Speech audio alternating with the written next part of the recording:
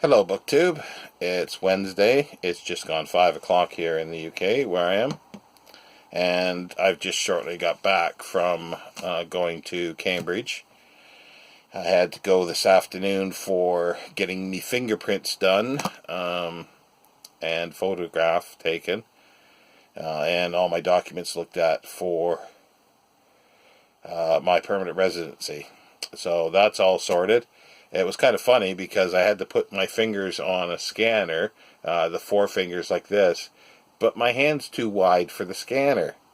So I had to sort of, it's just, they definitely don't make it for people with big hands.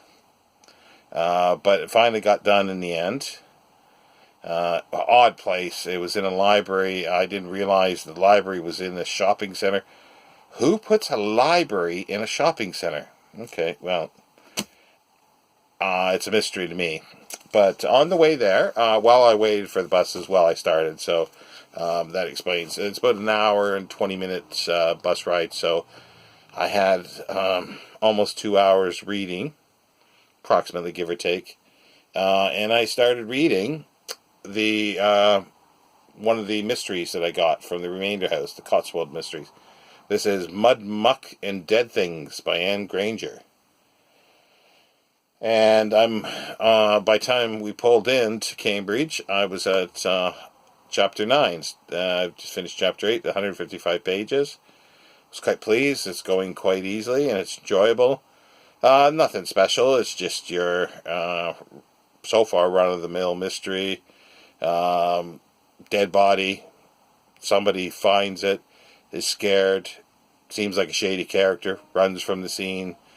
Few people see him or see the vehicle, so the owner finds the body, the owner of the property finds the body, calls the police, police come in, and they hear about the vehicle driving away fast from the scene, so possible suspect or possible murder.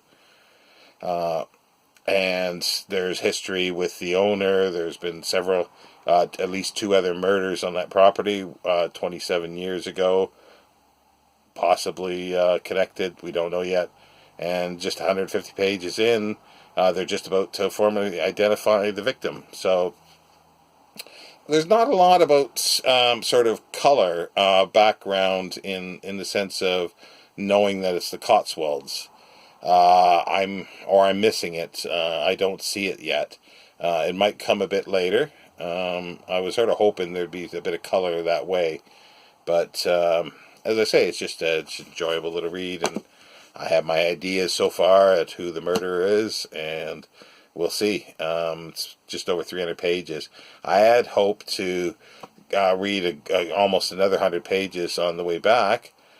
However, I got it on the bus. And then a family comes on, screaming kids, just screaming. I mean, just screaming at the top of their lungs in a contained space. Was not a nice ride. And then there was several other people trying to outdo them by speaking on their speakerphones on their phones, screaming into their phones, while the people at the other end were screaming back at them. I was about to scream, but not in that way. So I didn't read a page on the way back. I was quite frazzled by the time I was back. I think everybody was. If I would have, if there was time, I would have got off. I've done that one other time with the bus where a screaming kid gets on. I just get off quickly. But anyway, while I was there, I bought a few books. Not a lot. Three books. This is Roads and Trackways of the Yorkshire Dales by Jeffrey Wright. It's an odd cover. It's blurred. I don't know if it's a printing error or they meant to do it that way. It's 1980. It's a book club edition, but it's 1985. Sorry, and originally, and then 86 the book club edition. It's just an outline of all the roadways and trackways of the Yorkshire Dales. It goes with my road collection. It doesn't look anything superb. However, it's the only thing I have of the Yorkshire Dales. So So it could be very good, or it could be just lackluster, but I won't know, and I'll keep it until if I can find something to replace it that's better. Now, I showed the other day, when I got the remainders, I also got in the post a collection of Evelyn Waugh's letters. And I wanted a biography, and I have seen a 2-volume biography in the past. But, yeah, off the top of my head, I can't remember who the author was. But that was the one that I had sort of in my mind that I would get eventually. However, I saw this. It's by Selina Hastings. It's Evelyn Waugh, a biography. Oh, that way. And there he is on the back, older. And it's published by Sinclair Stevenson. It says an imprint of Reed Consumer Books. Probably, which is a subsidiary of most likely Random House or something like that, or Scribner's, one of the biggies probably, or Palgrave. I'm not sure. I'd have to look it up if I was interested. But yeah, it was published in 1994. It is topping 700 and almost 20 pages with the index and notes.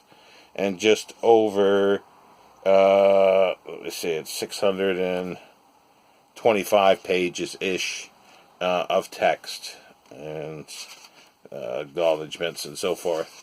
And Selina Hastings, it says on the back cover, or the back flap, is a writer and literary journalist.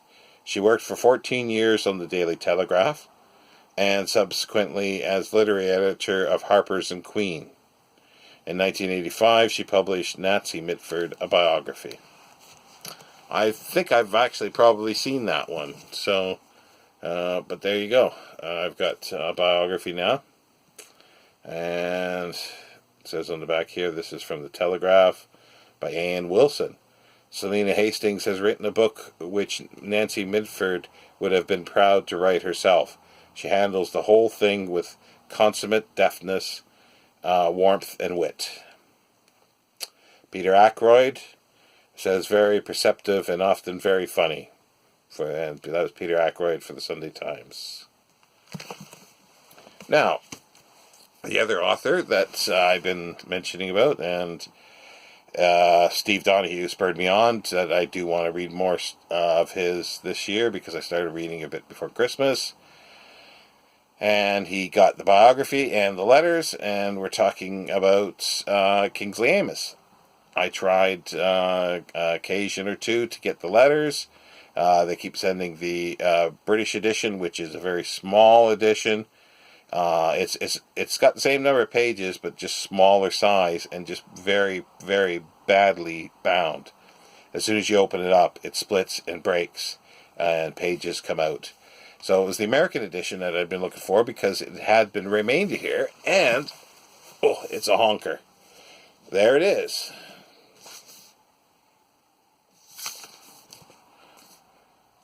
And it's so big, as you can see, the text block is sort of, you can see it's come out there, so I'm going to leave it on its spine and see if gravity might do its work in time. And this is, as I say, the American edition, edited by Zachary Leader. He's the writer of the biography as well, and this is 2000. Originally was HarperCollins in the state in the UK here, and it's big.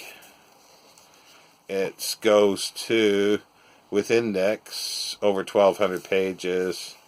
There's appendices, but just the letters section goes to 1,130 some pages. There is a photo insert. I'm assuming, I don't remember a photo insert to the British edition. It must have been there, but I'm not sure now.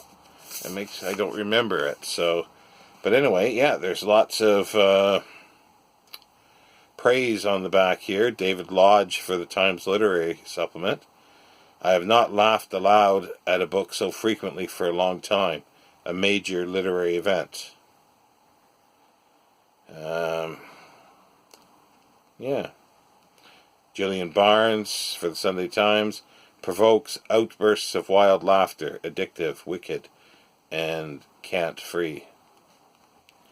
So yeah, so I'm glad I finally got that. That was £10.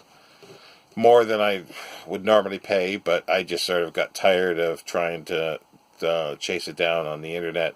And because it's so heavy and so big, I know I'm not going to get anything half decent, either shape-wise, condition, or even the right edition. So I saw it, I thought I'd grab it, which I did.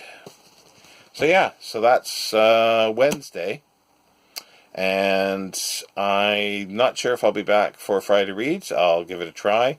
It depends on how much more I read. I should be finished, hopefully. What is it? I keep forgetting the title.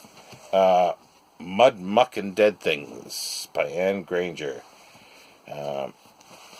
And I'll see you then, BookTube, or shortly after.